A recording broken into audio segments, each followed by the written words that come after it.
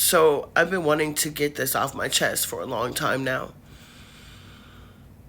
And I've had people asking me if I would ever talk to my siblings ever again.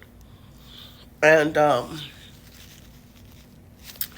want you to understand why I will never speak to them again, and why anybody that I've ever known that associates with them, I can't associate with you anymore. This is a trigger warning. If you've been having a good day, don't watch this video. If you're grieving and you're easily triggered, don't watch this video. Because I got some truth to tell. And it's been a lot said about me publicly that I honestly don't care about anymore. But I need to live out loud how much I was suffering out loud. I need to be free out loud. I just got out the ER. And when I was laying there, I looked up and I saw my reflection. I saw my reflection in the light, and I looked just like my mom. And every time I speak, I sound just like my mom. And I have to say this out before I give birth to my baby, because I'm not going to carry this. When my mother was passing, the last 3 days before she passed were the hardest. When she stopped speaking and when she wasn't as alert, but I knew she was there. I knew she was there. I knew she could hear, so I was singing to her. I didn't sleep for 3 days because I didn't trust my brothers. I didn't sleep. I didn't shower. I didn't change clothes. I just had to be next to her. And the 2 of those days, I was almost catatonic. I was, I think I was in shock. But for some reason, the last day, everything my mother taught me about caretaking and nursing and, you know, how she would treat her patients, it just kicked in, and I just remembered certain things, and I was just determined not to leave her side until she took her last breath. No matter how hard it got, I wanted to be there because she was so brave so many times for so many people, and I was determined that I was going to be just as brave and that I could take it. And I did, until my brothers called the police on me. My brothers called the Tinley Park police on me and had me forcibly removed from my mother's bedside.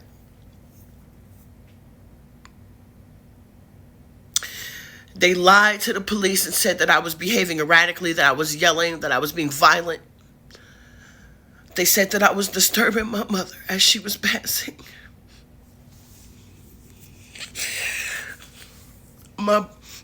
Bruce is the house we were in. Troy, he gave a statement to the police that said that was my typical behavior.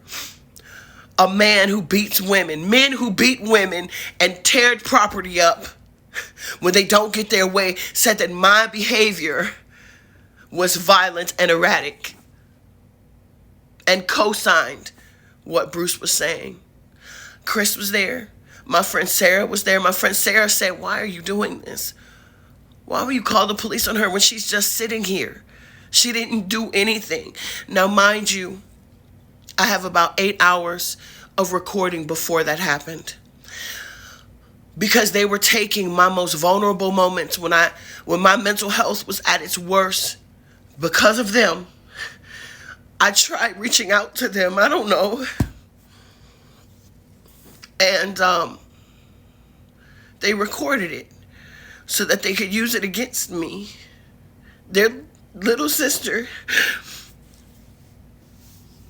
I was never safe with them. I was never, ever safe at any point with them. So they called the police, and at first I was like, you're gonna have to drag me out kicking and screaming. And then I looked at my mom. I said, no, I don't want to have her hear me. I don't want to have her hear me be upset because Bruce was telling people that she was brain dead. She couldn't hear. She couldn't feel. There's no reason to be in there. Mind you, I have this all recorded. I got it all on recording. But I knew that she was there. At one point, she was asking for water. At one point, she was asking for water. And as I gave her water, just water, my brother accused me of trying to drown her. All I did was give her water.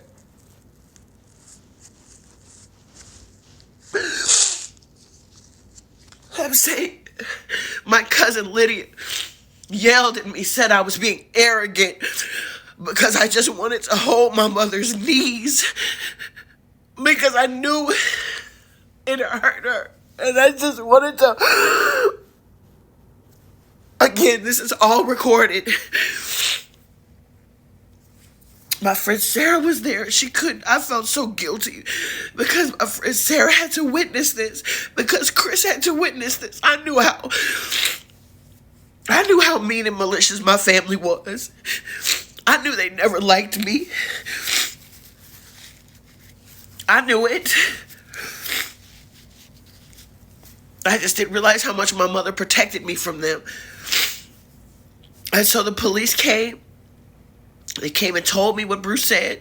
They came and told me what Troy said. Tony, my oldest brother, who the hell knows where he was.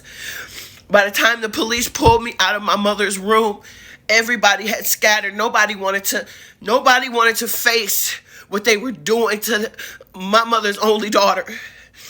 Because I was the one that was there. I wouldn't have left her. I wanted to be there until she took her last breath.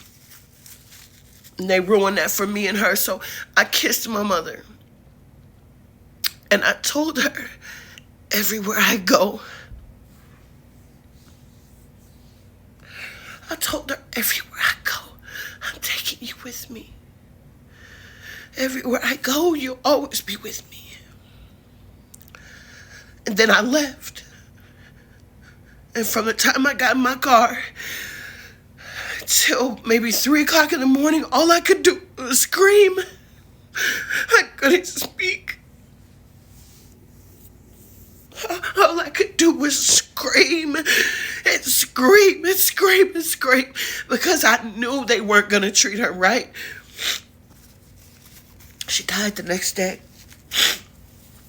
This is all family members, friends, associates. If you still hang out with them, I'll never speak to you again. I can't do it. I got a child to protect. And you giving my babies updates to them niggas, I will never trust you. Ever. Y'all hanging out and drinking with them, I'll never trust you.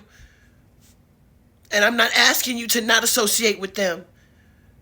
I just have a higher self-esteem and pride for myself. So that's why I'm about to disappear. Because I have a baby to raise. And I'll be damned if y'all treat my child the way that you have treated me. He will never know the pain and suffering that I've known at the hands of family. I didn't mean to depress anyone or make anyone sad, but I really had to get this out. I had to get this out. And that's it.